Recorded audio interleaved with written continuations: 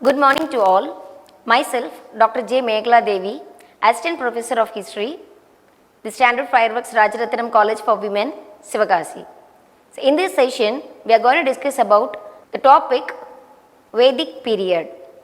And now I am going to give an introduction of this paper. The objective of this topic is the development of physical, moral and spiritual, intellectual powers and to achieve the salvation thought. And it emphasizes the moral values, historic development and practical skills. And it gives the precise information about the cultural settings, ceremonies, regulations, various types of books and learning objectives of ancient India. The Vedic period is divided into early period and later period, that is early Vedic period and later Vedic period. First, what is Veda? The word Veda is derived from the root vid, which means to know. The word Veda means the sacred knowledge contained in the text known as Vedic text. Two categories of texts are included in the corpus of the Vedic literature. These are mantra and brahmana. The mantra category forms the core of Vedic text and has four separate collections. These are the Rig Veda, the Sama Veda, the Yajur Veda and the Atharvana Veda. The brahmanas, not to be confused with Brahmanical class or prose texts containing the explanations of the mantras as well as the sacrificial rituals. The four Vedas together with their brahmanas are also known as Shruti, or hearing that which was directly heard by the sages. The Aryankas and the Upanishads are mainly appendices to the brahmanas. These are also known as the Vedanta. First, the Vedic period. The Rig Veda is a collection of 1028 hymns. It divided into 10 mandals. They are the earliest compositions and hence depict the life of the early Vedic period in India. The Sama Veda is a collection of verses mostly taken from the Rig Veda but arranged in a poetic form to facilitate singing. The Yajur Veda is found in two recensions, black and white, and are the full of rituals to be performed publicly or individually. The Atharvana Veda is a collection of magic spells and charms to ward off the evil spirits and diseases.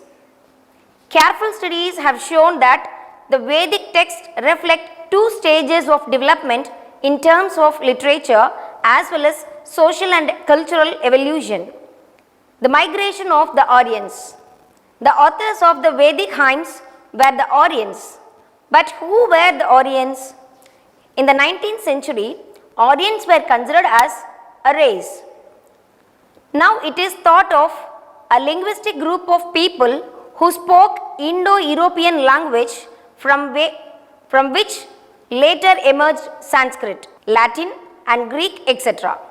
This is reflected from the words in these languages which are similar in sound and meaning. Thus, the Sanskrit words matri and pitri are similar to the Latin mater and pater. Similarly, Inar of the Hittil language is similar to Indra of the Vedas. Suryas and Marutas of the Kasti inscription are equivalent of the Vedic Surya and Marut. Originally, the Orients seem to have lived somewhere in the steppes stretching from southern Russia to Central Asia. From here, a group of them migrated to northwest India and came to be called Indo-Orients or just Orients. The archaeological evidence of migrations comes from what is known as Andronovo culture, and it is situated in southern Siberia. This culture flourished in the 2nd millennium BC. From here, people moved to north of Hindu Kush. and from here they entered India. During the period between 1900 BC and 1500 BC, we get in these regions evidence of horses, spoked wheels, fire cut and cremation, which formed important parts of Aryan life in India. Apart from this, the artifacts and ceramics also suggest movement of people from Central Asian region to Southern Asian region. However, it may be noted that some scholars still argue that the Orients were the indigenous people of India and that they did not come from outside. The new people came in several batches spanning several hundred years. All these while interaction between the indigenous inhabitants and the newcomers continued. One of the important results of this process of interaction was that the Vedic form of the Aryan language became predominant in the entire northwest India. The texts composed in this language, as mentioned above, are popularly known as the Vedic texts. Thank you for watching this video, and this video will be helpful to know about Vedic period and introduction. Thank you.